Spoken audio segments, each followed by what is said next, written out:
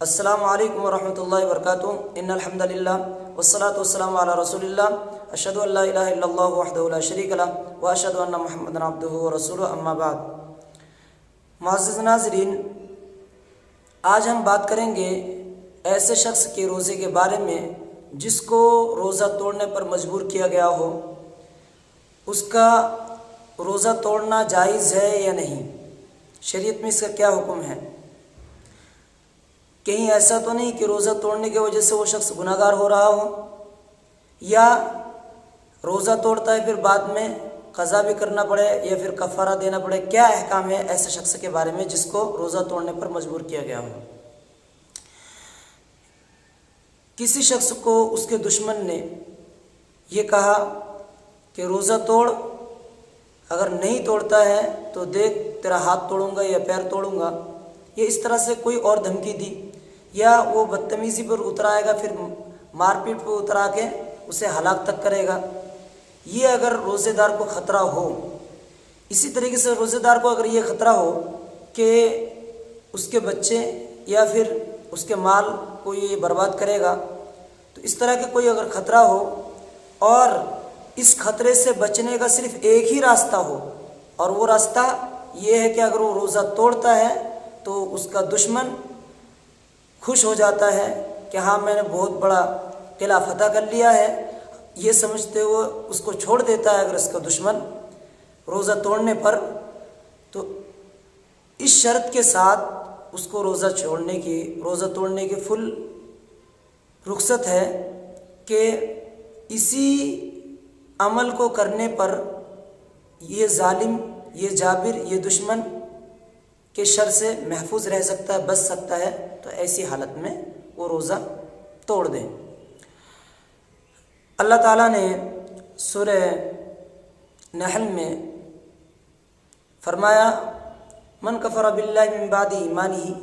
الا من اکرہ وقلبہ مطمئن بالایمان۔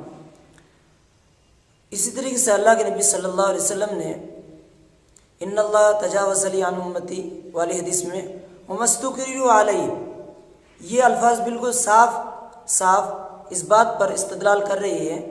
کہ اگر کسی شخص کو کسی کام پر مجبور کیا جائے، حالانکہ وہ کام کرنے کے لیے وہ دل سے تیار نہیں ہے، تو ایسے شخص جس جرم پر، جس گناہ پر اس کو مجبور کیا گیا ہے،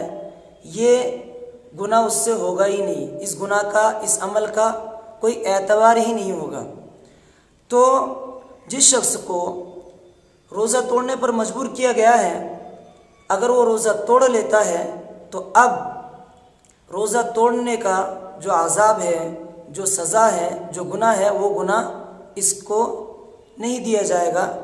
اس کو وہ گناہ نہیں ملے گا، بلکہ اس گناہ سے یہ بری ہے۔ بس اس کو کرنا یہ ہے، رمضان کے بعد اب پھر ایسے شخص اس روزے کا قضا کر لیں، ایک دن کا ہے تو ایک دن، 2 دن، جتنے دن مجبور کیا جائے اتنے دن کا وہ قضا کر لیں۔ اسی طرح ایک مسئلہ اور ہے، اگر کوئی فاسق، فاجر، شرابی، کبابی، بددین شخص اپنی بیوی کو مجبور کرے جماع پر، جبکہ وہ خاتون بیچاری روزے سے ہو، تو اب ایسی عورت کے روزے کے بارے میں کیا حکم ہے؟ اگر یہ جماع پر راضی نہیں ہوتی ہے تو اس کا شوہر اس کو مارے گا، پیٹے گا، یا پھر اور بھی بہت سارے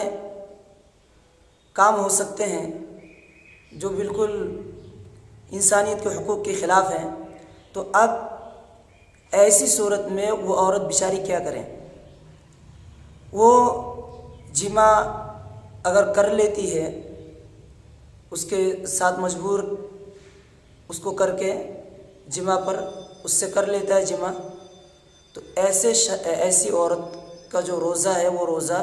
نہیں ٹوٹتا ہے۔ اسی طرح سے اس کے اوپر قضا بھی لازم نہیں ہے، کفارہ بھی لازم نہیں ہے، جیسا کہ علماء اکرام کے راجح قول سے یہی پتہ چلتا ہے۔ آپ مزید تفصیل کے لیے